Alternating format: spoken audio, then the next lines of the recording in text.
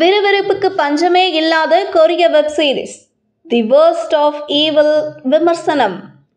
செய்தி புனல் நேயர்களுக்கு வணக்கம். உலகளவில் ரசிகர்களை கவர்ந்து வரும் கொரிய வெப் சீரிஸ்கள் தமிழர்களையும் சமீப காலமாக அதிக அளவில் கவர்ந்து வருகிறது.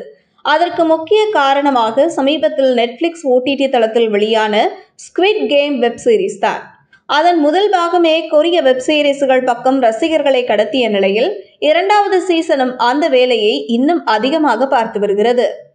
நெட்ஃபிளிக்ஸ் OTT தளத்தில் மட்டுமின்றி அனைத்து OTT தளங்களும் கொரிய வெப் சீரிஸ்களை அதிக அளவில் களமிறக்கி ரசிகர்களை கட்டி போட்டு வருகின்றன.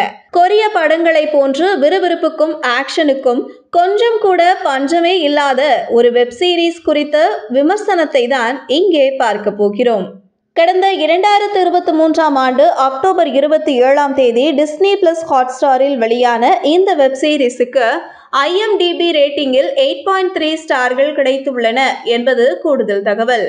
விஜயின் போக்கிரி படத்தை போல அண்டர் கவர் ஆபரேஷன் செய்யும் ஒரு போலீஸ் அதிகாரியின் கதைதான் இந்த the worst of evil web series. சீனாவிலிருந்து போதைப் பொருட்களை ஜப்பானிற்கு விற்கும் ஒரு கொரிய மாஃபியா கும்பலை பிடிக்க அவர்களில் ஒருவராக உள்ளே நுழையும் ஹீரோ ஜி சாங் வூக் எப்படி சீனா, ஜப்பான் மற்றும் கொரிய போதைப் பொருள் மாஃபியாக்களை காலி செய்கிறார் என்பதை சீட் எட்ஜ் த்ரில்லராக மொத்தம் 12 எபிசோடுகளாக நீட்டி கொடுத்திருக்கிறார் இயக்குனர் ஹான் டாங் வூக். தென்கொரியாவின் கிரைம் சீரிஸுக்கு உலகளவில் ரசிகர்கள் அதிகரித்துக் கொண்டே வருகிறார்கள். இந்த வெப் சீரிஸில் 2 பெரிய கொரிய நடிகர்கள் தான் நடித்துள்ளனர். சவுண்ட் ஆஃப் மேஜிக் மூலம் பிரபலமான ஜி சாங் வூக் மற்றும் ஸ்குவிட் கேம் வெப் சீரிஸில் போலீஸாக வரும் வி ஹா ஜூன் என இருவரும் நடிப்பில் மிரட்டியுள்ளனர். 10 தல படத்தை போல மாஃபியா டான் பற்றி தெரிந்து கொண்டு அவரை வியக்கும் போலீஸ் அதிகாரியாக ஹீரோ மாறுவதும் அதன் பின் நடக்கும் ட்விஸ்டுகளும் என வெப் சீரிஸ் கதை பின்னப்பட்டுள்ள விதம் சிறப்பு. டிஸ்னி பிளஸ் ஹாட்ஸ்டார் OTTயில் இந்த வெப் சீரிஸ் உள்ளது.